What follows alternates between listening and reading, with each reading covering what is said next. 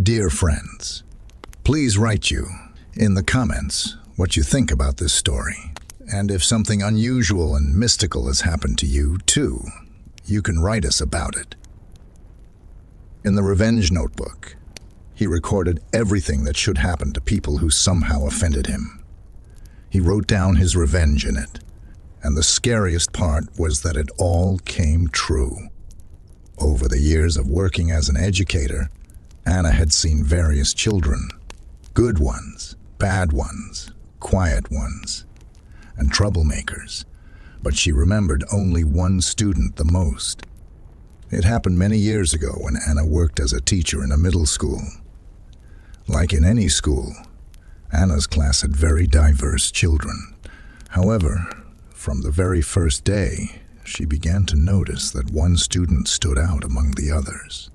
Externally, he was an ordinary boy, but his behavior immediately caught her attention.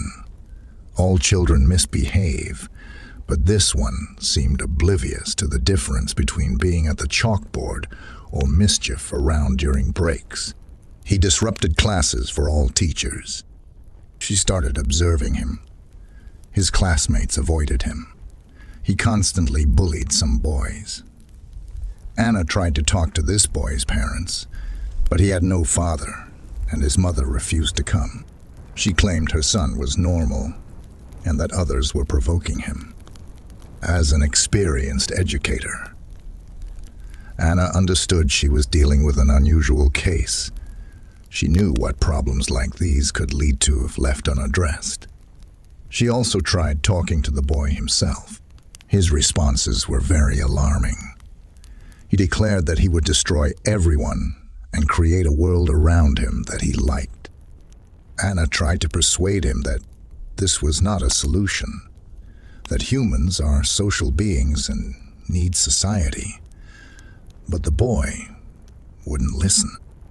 Many times, Anna called the boy's mother, asking her to come and talk.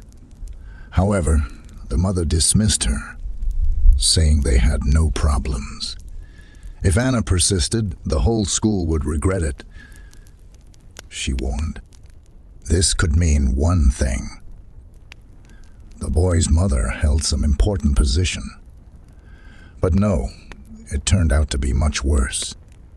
After some time, unpleasant things started happening in the class that no one connected initially. But when the fourth student broke his arm or leg within a month, one couldn't help but think children often got sick. And only 10 or 12 out of 25 attended classes. But this particular boy was always present, healthy. Anna found this coincidence not random, though she didn't understand what was going on. The number of problems increased. A thief appeared in the class. Teacher had to act after a student's wallet went missing with a large sum for that time. Anna demanded everyone go to the board and started emptying the contents of bags and backpacks onto the desks. The backpack of this boy was among the first to be emptied.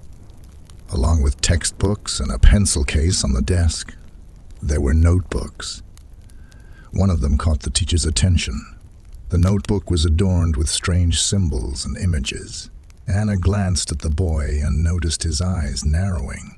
Not maliciously, but as if he wanted to say, "Well, try to take a look. Curious what you'll say."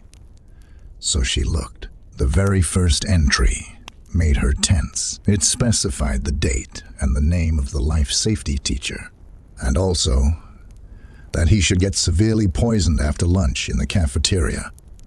Anna quickly recalled the incident.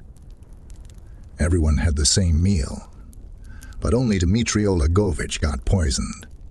In his class, the students had practiced wearing gas masks the day before the incident. The same boy had struggled with the task. Dmitry Olagovich made them do things until they succeeded, with the whole class watching and, as usual, laughing together.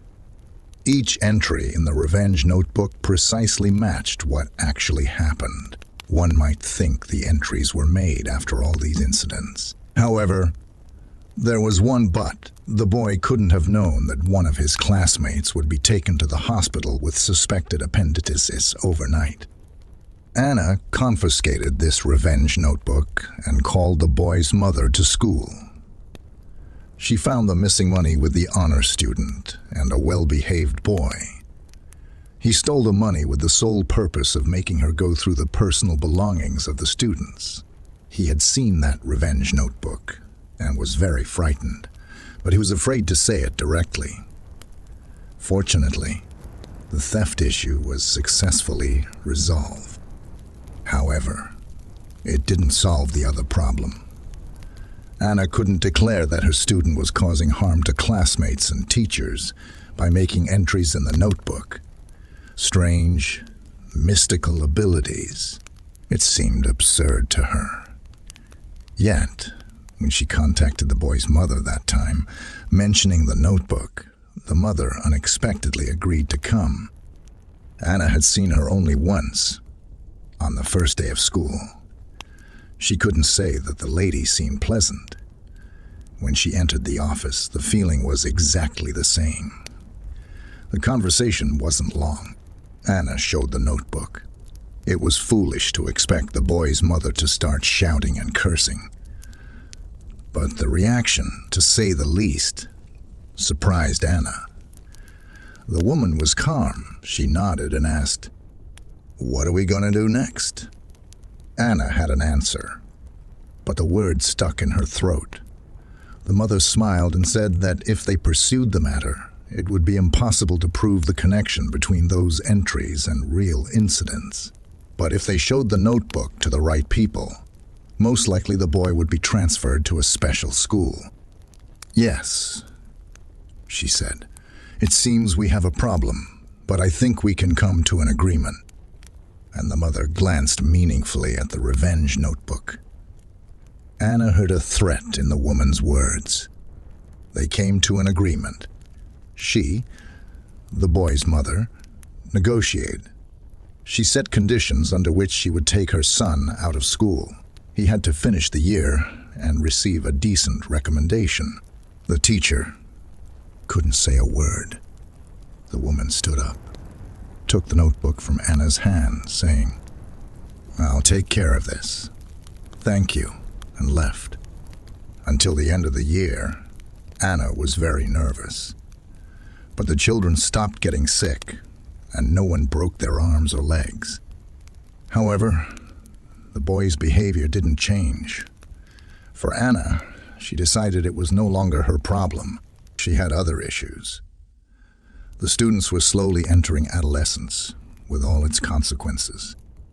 In early June, the mother and the boy came for the documents. Before leaving, the woman looked at the teacher and said, "You did the right thing. It was nice dealing with you." Since then, Anna hasn't heard anything about that boy and his mother.